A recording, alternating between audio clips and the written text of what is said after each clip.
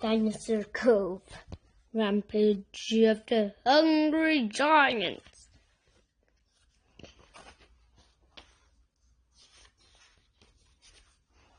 Sapphire. Jamie starts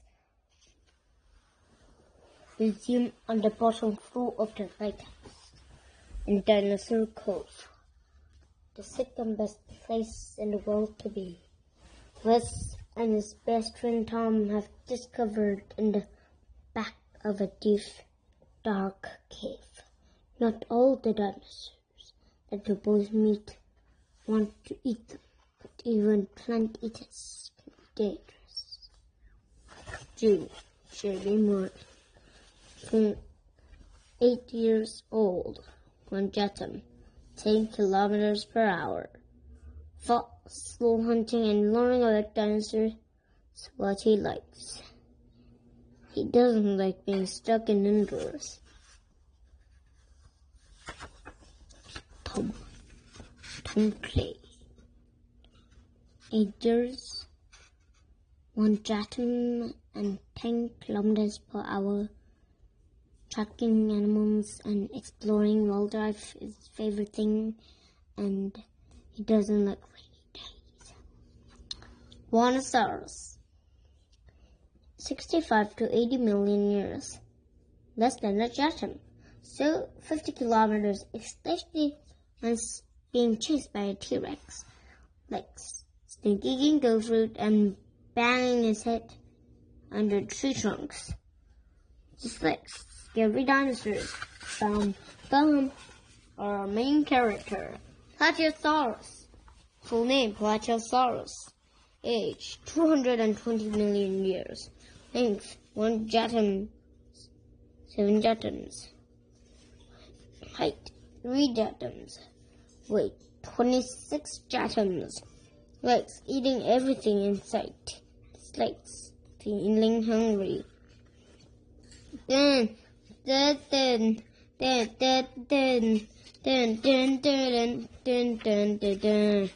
Chapter 1. Something's creeping on us, Jamie Morgan whispered to his best friend Tom Clay as he crawled commando style through the undergrowth in the woods high above the beach. Then let's hide here, Tom hissed, planting himself to the ground. His freckly, colossal, stick face peeked from up behind a bush as he scanned the woods behind them. Jamie crouched down and held his breath as a big round object covered with sticks and leaves parted to dry fans. "Ahoy there!" a cheery voice called. "Granddad," Jamie laughed. "You found us and make a quick time." "Well, look behind you." And that's all. Marsh-covered camouflage helmet wobbled as he grinned. It left an obvious trail. Jamie and Tom glanced back the way they had come. 2 lines of bare earth led up to their hiding place. Granddad picked up a dead branch and used it to brush leaves over the ground behind him. Basic commando training. Cover your trunks if you don't want to be followed. Now, what are your survival skills like? He asked. Not bad. Jamie looked at Tom. Granddad first dinosaurs countless times. Only they knew about the secret cave in Dino World, a land of living, breathing, prehistoric beasts. Would you eat this to survive? Granddad cut a pink-brown toadstool sprouting from a tree trunk. No way, Tom said. Toadstools can be deadly poisonous, even ones that look like mushrooms. Right, but what about this? Granddad pointed to a fat beetle grub wriggling through the leaf mound. Can you eat it? You're joking. Jamie made a face. Lots of grub are eatable. Granddad picked up the wiggly grub. What a nourishing snack. Chewy on the outside and soft and creamy in the middle. Gross. Jamie pulled a face, took off his backpack and rummaged through his precious fossil finder notebook with the Triassic map and the Triassic fossil ammonite was still there from their last trip to Dino World. Plus extra survival supplies. Took out an energy bar and handed a piece to Granddad and Tom. Much tastier than grubs, he mumbled with his mouth full. Well, Granddad said, putting down the squirming grub, I'll leave you to carry on with your survival training. See you at the lighthouse before dinner. Jimmy and Tom grinned at each other. They knew just the right place to put up what they learned into practice. They raced through the woods into a cliff edge.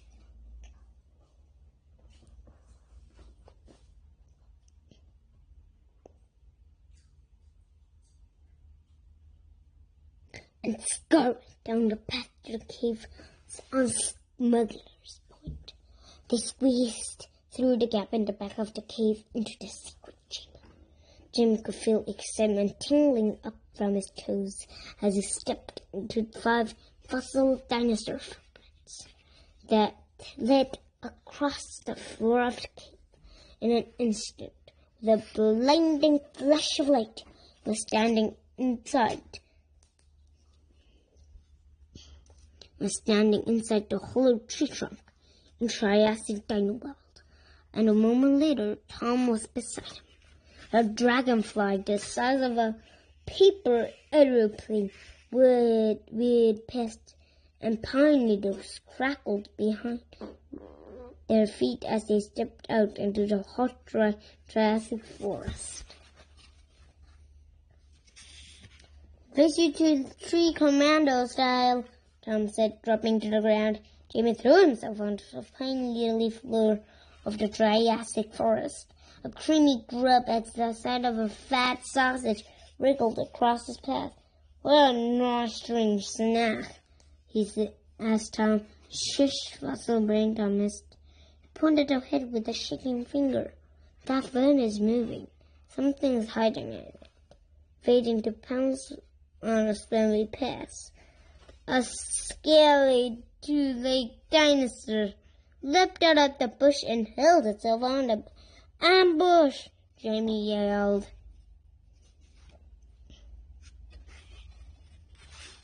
Chapter 2. The dinosaur sat on Jamie's chest and licked his face with a long, sandpapery tongue. Slurp was Lana, their dinosaur friend, who accompanied them all their adventures. Get off, Lana, Jamie spluttered, struggling to his feet. The little Dinosaur scampered over to Tom, wriggling his tail. He's lying in wait for us, Tom laughed, patting Lana on his bony skull. Made a good commando.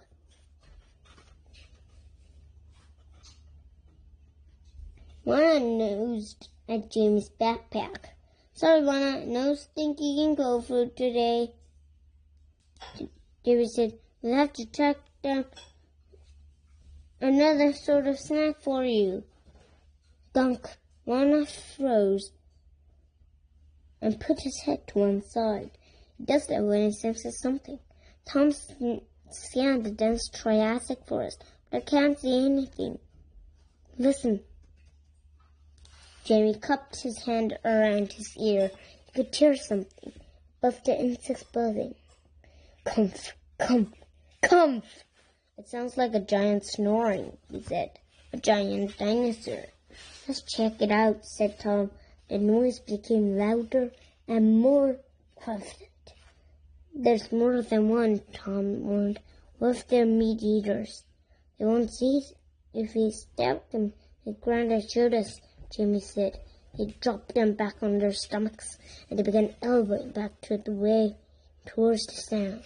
Anna plucked to his plump, scaly tummy and followed the boys, propelling himself through the pine needles with his strong back legs, crawling commando style in the hot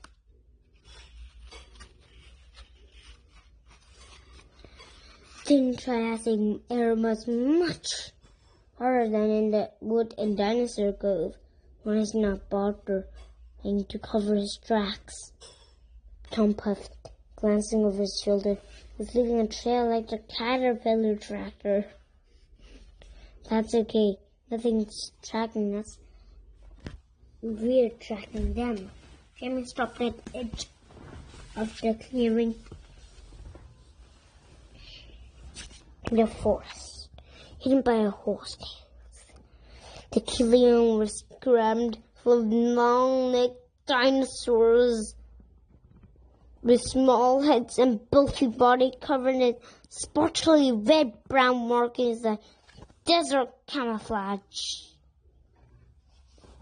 Plant eaters, Tom breathed as Jamie and Juana hunked down behind a clump of horsetail ferns on the edge of the clearing. But what sort? I'll check. Jamie flipped open the fossil finder, and as soon as the happy hunting screen popped up, it plunged in a Triassic dinosaur with long neck. He showed the pictures that popped up to Tom. Touch your sauce, they agreed. Jimmy stowed the fossil finder in his backpack, then craned his neck around the hostels. A few platies were on fours, sniffing in a damp patch on the ground. Most were standing on their hind legs, rearing up into the trees. They were crunching as they jostled each other, stretching out their necks to munch on the pine needles.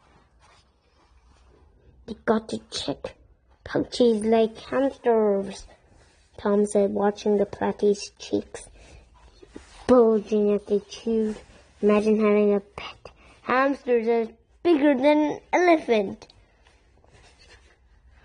Jamie said, you'll need a very big cage. Tom chuckled and lowered lots of hamster food. Jerry looked at the chomping dinosaurs. These platies are eating machines. Tom pointed to a platy holding to a branch with strong claw. They've almost got thumbs to stuff themselves. Awesome, Jamie muttered. They've stripped the trees almost bare, and it looks like there's a water before, and they drank it off, Tom added. Gunk. Juana was at the camp spot in the center of the clearing. The boys followed his glance.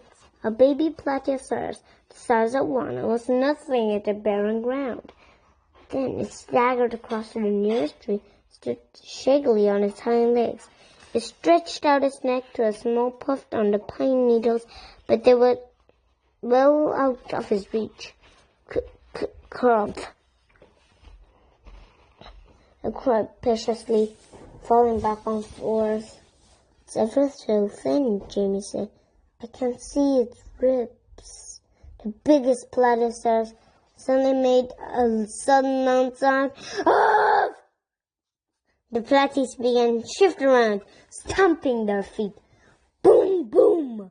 Then one by one, the herd filled out of the clearing, which the baby trailing behind. Let's track them, Tom said, dodging from the hostels to behind a tree to keep her from sight. They followed the great dinosaurs as they crashed through the undergrowth to the edge to the forest. A blast of heat hit them as they looked out across a desert wasteland. Wind-worn pine tails of red rock and craggy lava turned out of dusty sun-colored earth. The platies can't cross that, can they? James said as the herd of dinosaurs strode the desert, kicking the clouds of dust. There's no food or water out here. I don't think the baby could, Tom replied. The baby's head was drooping and his legs were wobbling as it was trying to keep up. Jamie could hear it make him panic. Off, nervous. The snakes are giving away, Jamie said. Juana coughed softly. Jamie said with relief as the reader loped backwards towards the baby. Phew! The big Platy tried to nudge the baby to his feet, but the baby was too weak to stand. The leader began to sniff at it, but when the baby didn't move, the leader started moving away. "Oh no," Tom exclaimed. "The herd is leaving." Jim gasped. "But there's no way the baby can survive the desert on its own. They're leaving it behind to die."